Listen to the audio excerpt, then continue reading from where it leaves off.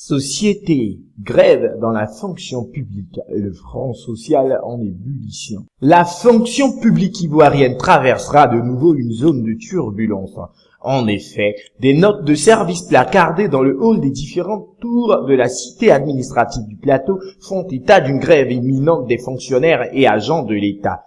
La Confédération des syndicats des fonctionnaires de Côte d'Ivoire, COSIFOSI, observera un arrêt de travail couvrant de la période du 22 au mardi 30 avril indique la note d'information, dans laquelle les syndicalistes se sont évertués à rappeler qu'au lieu de trouver des solutions aux revendications des fonctionnaires et agents de l'État, le ministère de la fonction publique et de la réforme administrative a plutôt mis en avant les textes et règlements en vue d'effectuer des ponctions sur les salaires pour motif de grève.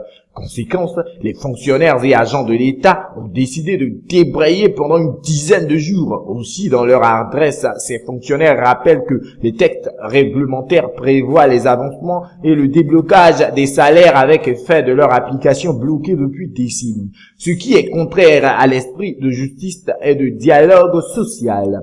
Après la grève conduite par les agents du secteur de la santé qui a connu un dénouement heureux, celle du secteur éducation-formation court toujours et les agents de fonctionnaires de l'État rempilent.